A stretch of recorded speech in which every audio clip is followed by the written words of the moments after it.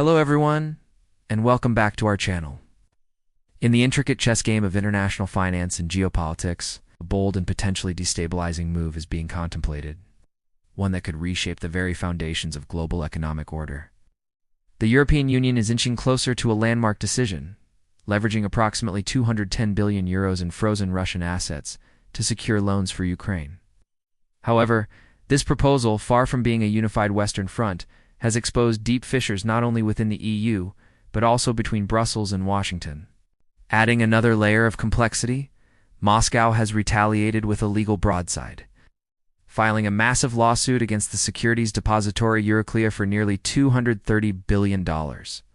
Today, we will dissect this multifaceted issue, analyzing the conflicting positions, the immense financial risks, and the profound legal and geopolitical implications of this unprecedented plan.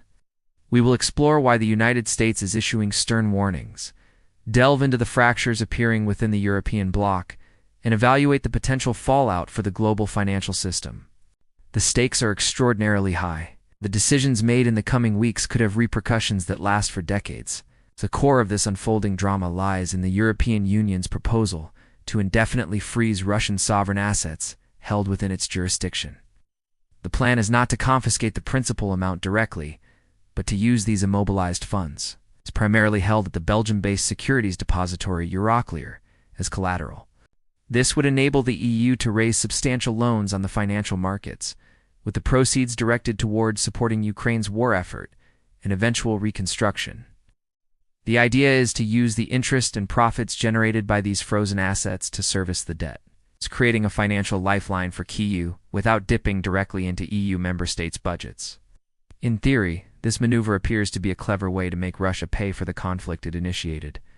However, the practical and legal realities are far more treacherous.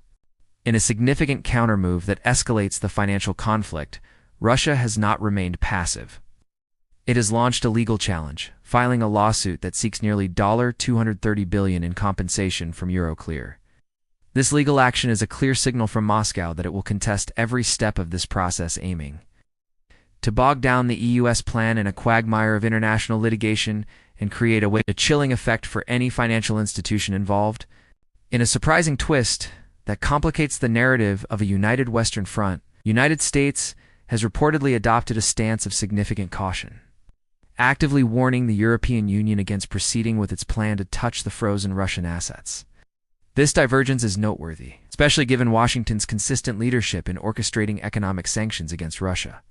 The American position, as articulated through various channels and confirmed by European leaders like Polish Prime Minister Donald Tusk, is not rooted in any sympathy for Moscow, but in a pragmatic and cold-eyed assessment of geopolitical and financial risks.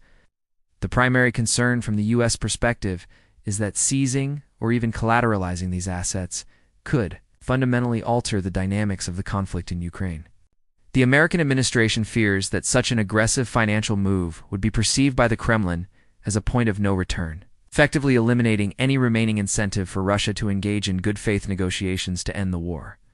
If Moscow believes its assets are permanently lost, it may conclude that it has nothing left to lose by prolonging the conflict indefinitely, thereby hardening its negotiating stance and making a diplomatic resolution far more elusive. Washington appears to be playing a longer game, preserving the frozen assets as a powerful bargaining chip to be used in future peace talks, a tool that could be offered back to Russia in exchange for significant concessions. Seizing them now would expend that leverage prematurely. A critical factor shaping the differing risk appetites of the United States and the European Union is the SDRC imbalance in their respective exposures to the frozen Russian assets. The vast majority of these funds, estimated to be around 210 billion euros, are held in European financial institutions, with the lion's share concentrated at Euroclear in Belgium. In stark contrast, the United States holds a relatively minuscule amount, reportedly only a few $billion. This disparity is central to understanding their divergent positions. For the U.S., the direct financial risk is minimal. For Europe, it is monumental. Should this plan backfire, sparking financial instability, or triggering a wave of retaliatory measures from Russia and its allies, it is Europe that will bear the brunt of the economic fallout. The potential consequences are severe. Russia could retaliate by seizing Western assets still within its jurisdiction, estimated to be worth billions. More broadly, other nations, particularly major holders of foreign reserves like China and Saudi Arabia, might view the seizure of sovereign assets as a weaponization of the financial system. This could lead them to diversify their reserves away from the euro, fearing their own assets could be targeted in future geopolitical disputes. Such a shift would undermine the euro's status as a global reserve currency, increase borrowing costs for European governments and corporations, and introduce significant volatility into European financial markets. The US, with its dollar hegemony, relatively insulated from this specific action, can afford to take a more principled, long-term view, whereas Europe is facing immediate and potentially catastrophic financial peril. This risk asymmetry places Brussels in a precarious position, caught between its desire to support Ukraine and the potential for severe economic self-harm. The EU's push to utilize the frozen Russian assets has done more than just create friction with Washington. It has also laid bare profound and growing divisions within the 27-member bloc itself. While the decision to move forward with the plan was passed using the EU's qualified majority voting mechanism, system designed to prevent individual members from vetoing key policies, it could not conceal the significant opposition. This is not a case of a single habitual dissenter like Hungary holding up proceedings. Rather, a substantial coalition of member states has voiced serious reservations. The number of countries expressing opposition or deep concern has reportedly swelled to 7, creating a vocal and significant minority. This group includes Hungary, Slovakia, Italy, Bulgaria, Malta, the Czech Republic, and, most critically, Belgium.